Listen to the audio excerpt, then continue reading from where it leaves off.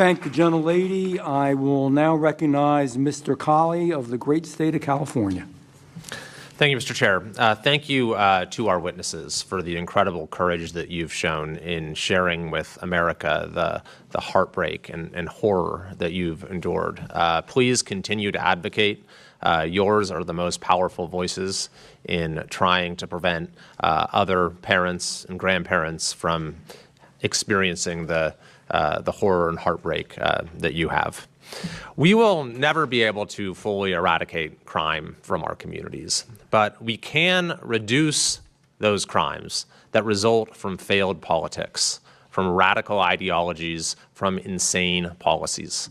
And the reality is that far too many tragedies of the kind that we've heard about today are preventable if we just had a little more common sense when it comes to public safety. In jurisdictions like this one and far too many places across this country, the sense that crime is just a fact of life has become far too entrenched. That this is just the way it has to be. A sense of political complacency has sunk in, to the point that, according to the latest state of safety survey from the organization SafeWise, half of Americans do not feel safe in their own communities. What's up, everybody? Welcome back to the channel. That is right, I've got a new hearing for you guys, and we're talking crime, the victims of crime. There were some very, very powerful opening statements right there, and once again, I might cover some of those if you guys want me to. Let me know down in the comments section. But Kevin Kiley right here, which is a representative from California, makes a damn good speech. I love it, y'all. I really do. So y'all do me that favor, smash that like button for me, subscribe if you're new around here, share this video anywhere and everywhere you can. That would help me tremendously. And you know what would be even better than that? Clicking that join button, signing up and becoming a member. Help me fight the good fight for you guys. So y'all do all that for me. And without any further ado, here is the rest of the story. And this is more true nowhere else than in my own state of California, where, according to the same survey, 64% of Californians feel a high daily level of concern for their safety, which is the highest of any state in the nation. 72% of Californians say they are highly concerned about violent crime happening to them, also the highest of any state in the country. So this is not just a abstract issue. These are the vast majority of people saying that they've heard about the sort of horrors that we've heard about today, and they fear that it could happen to them or to someone they love. This sense of lawlessness is seen in the ordinary conditions of life for people as well. In Los Angeles, the police chief has advised people, do not wear your jewelry when you go outside. People have to walk through homeless encampments on their way to work with all manner of drug use and other unlawful activity. You walk into a CVS or a basic store and your shampoo and conditioner is under lock and key because theft is so rampant. We see that in Washington, D.C. as well. You probably see it here in Charlotte. So these, and in fact, in my own state of California, we just had an incident 2 weeks ago where, in apparently an act of politically motivated violence, an individual fired 3 shots into a local news organization, and he was at large for some time, and then we all breathed a sigh of relief when he was apprehended. Thankfully, no one was hurt. The shots didn't hit anyone. But then he was immediately released. A man who just fired 3 shots into a news studio. Fortunately, there was a federal nexus. The FBI apprehended him soon after that. But this is the core of the problem. It's criminology 101, that the best deterrent against crime is the certainty of punishment. And the way that many of these jurisdictions are set up is there's various dimensions to the criminal justice system that undermine the certainty of punishment. So if you're a criminal committing even a very serious crime, you probably think there's not a very good chance you're going to get caught because the police departments are understaffed and they've been defunded. But then even if you do get caught, there's a good chance you won't be prosecuted because you have these rogue district attorneys who don't prosecute crime. But then even if you do get prosecuted, there's a pretty good chance you'll be let out on pretrial release, on bail, or even maybe on unsupervised release without bail. Or then even if you are convicted, then the punishments are so weak that it really won't be much of a punishment at all. The good news is public opinion has turned sharply against these sort of radical policies that have gotten to this point. Even in California last year, Californians passed a proposition to make crime illegal again by restoring appropriate consequences that passed with almost 70% of the vote, despite opposition from the governor and the political establishment. We also saw some of these reckless district attorneys in our state removed from office. And because of that, we've actually seen a modest improvement in crime that is starting to be felt in our state. So, Mr. Chair, I think this is precisely the time when we can say, and we're seeing it in Washington, D.C., by the way, where we have a controlled experiment going on, where you can at least turn a couple of the levers to increase the certainty of punishment, and what do you know? Crime goes down. I think that we need to use that as an example for how we can bring public safety to communities across this country. And I think that starts, by the way, first and foremost, with supporting our law enforcement. So thank you to all the law enforcement with us here today. I yield back. Okay, so he didn't mention this, but I'm going to mention this. That very guy he was discussing right there, the guy that shot up the local news station. Yeah, we all know what that's about, but in case you don't know, that was the guy. You guys remember when Jimmy Kimmel was suspended and how the left just lost their freaking minds? They just jumped up and started shouting, gnashing their teeth about free speech all of a sudden, right? After 4 years of censoring your opponents, censoring your opponents, censoring your opponents. Oh, this is hate speech, hate speech, hate speech, hate speech. Oh, sit down and shut up, sit down and shut up. Your silence is violence. You better stand up and fight with us. After all of that, they want to stand up and say, freedom of speech. Oh, it was just speech. They shut down Jimmy Kimmel, some whack job, some nut job who, honestly, we can't even tell anymore if these are just regular liberals, regular old Democrats, or they're from an insane asylum, for crying out loud, because this person shoots up an ABC affiliate local station. They let him go. They arrested him. Hang on just a second. Oh, well, you just shot up a building. Nobody was hurt. Let's go ahead and just release you back out into the streets to go commit a crime again.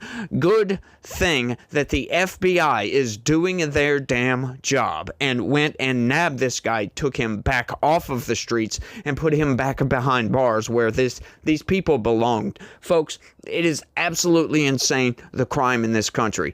Right? I heard somebody in one of their opening statements to this very hearing right here that he was talking about people going to prison. And he was like, don't these people get reformed?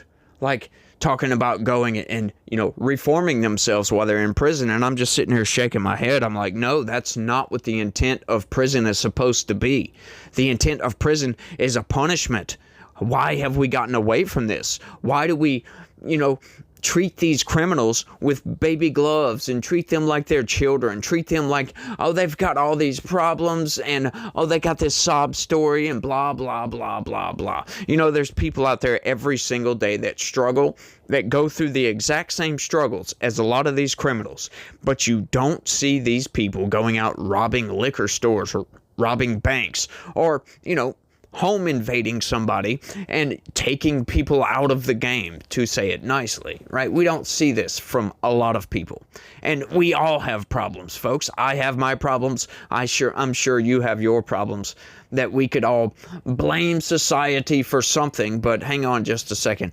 We all have brains. We all make choices, and we all take actions based upon those choices. And, it's my personal belief that, you are ultimately responsible for your actions. Doesn't matter. It could come down to something as simple as you decide, hey, I want me a grape slushie from Sonic, right? And you're like, yeah, you get in your car and you take off and you go down the street. You pull up to a stop sign and somebody runs a stop sign and rams right into you. You were just sitting at the stop sign. You didn't do anything wrong. Technically, you didn't break any laws, but hang on just a second. You're still slightly culpable for that, because you decided to get in your vehicle and chose to be where you were at that point in time. That's how I view my life. Everything I do. All right? If I decide to get up and go do something, if somebody throws something at me, I'm like, what the hell is their problem? Right off the top. And I'm like, what did I do? Did I look at them wrong or something? I always reflect within myself and say, hang on just a second. Did I do something wrong to piss this person off? We've gotten away from that, folks. All these criminals, they always try to blame society. They'll blame this, they'll blame that. Oh, I had daddy issues, I had mommy issues, blah, blah, blah, blah, blah, blah, blah. I was fired from my job. You name it, folks. They try to blame anything and everything. And we've gotten away from the punishment must fit the crime. These soft on crime policies don't work. This cashless bail nonsense doesn't work. I would say to anybody and everybody that I think it would be a very good common sense idea that anybody that's arrested for a violent crime, they must sit in jail, right? They let murderers, for crying out loud, out on bond. How insane is that? Even if it's a crime of passion or whatever, right? Somebody who would never do this, right? We hear that all the time. Oh, that person would never do this. You can never underestimate anybody, folks, at any time for any reason. Do not ever underestimate people. I learned that at a very, very young age. Very young age. Do not underestimate people. Do not, absolutely. But, the crime of passion, oh, it's not his fault, blah, blah, blah, blah, blah. No, folks, we need to get back to punishing criminals. I'm sorry. These people must fear for their life to commit a crime, right? Punishments need to go up. We need to have much, much more strict punishments. That's what I say, at least for violent crime, right? Now, you want to take regular old, like, theft or something like that? Look, it is what it is. Some people, they do get out there and they're just broke and hungry and they go steal a loaf of bread. But you know what? We see a lot of the time that these people, they're not broke. They just steal just for the hell of it, folks. Just for the hell of it. If you have prior records, I mean, think about it like this. I think, California had a really good idea a few decades ago. They've gotten rid of it, but it was a good idea. 3 strikes and you're out. 3 strikes and you're out. You get 3 felonies. Or I forget the exact details, but I think it was 3 felonies. It may have been violent crimes. I don't remember exactly, but you get 3 different situations, right? And you're going to jail for a long time, essentially. I think we need to bring that back. Absolutely. Get rid of the death penalty, in my opinion. I don't think the government has the right or the moral supremacy to dole out a punishment of that nature, folks. Yeah, I don't think so, right? In my opinion, this is just my personal opinion, the only person that has the moral supremacy to dole out a punishment such as death is the person that was victimized by that person, right? Like, in other words, they can't, essentially. They're no longer with us, right? If somebody murders somebody else, the only person that can justifiably get justice, essentially, would be the victim of that murder, but they can't do it anymore. This is why the government does it, but I still don't think that the government has the right to do that because our criminal justice system is not flawless, folks. It's absolutely not flawless. It has its issues. We've convicted and sentenced to death people that were completely innocent before. That's horrifying. That is absolutely horrifying, if you ask me. An innocent person can go to jail and be put to death and they did nothing wrong, or at least they didn't commit the crime that they were accused of committing. That's horrifying, if you ask me. But it's just a crazy situation, right? It really is what's going on in this country. You have soft on crime policies. I don't understand that. And these are predominantly Democrats, folks. Predominantly Democrats. Had one Democrat in that hearing that I skipped over because it was kind of a boring, but they said, oh, well, the Republicans say that Democrats are soft on crime. That's not true. Is that so? Like, go look at some of the blue cities, for crying out loud. The top 19 highest crime cities, of the top 19 of 20 of the highest crime cities in this country, are ran by Democrats. And guess where that one Republican ran is? It's actually in 20th place. That's fascinating, don't you think? How come all the highest crime cities in this country are all ran by Democrats? And you mean to tell me y'all are not soft on crime? You're not? Like, have you looked at some of your policies? Cashless bail was all the rave several years ago, and it's an utter failure. It has failed outright. There's no argument. That is a failed policy. It does not help with crime. These criminals can't be treated with kid gloves. Basically, what I'm saying is, let's make prison punishment again.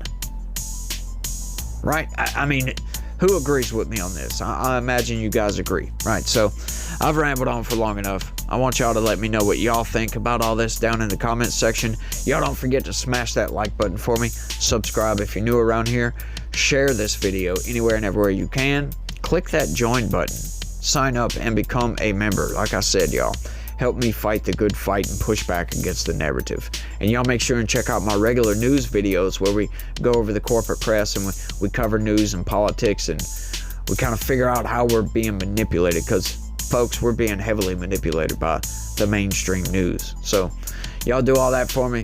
Check it out. And you guys remember that God has a plan for everybody, and he loves each and every one of you out there. So y'all try to have a good day. Stay legitical. Peace.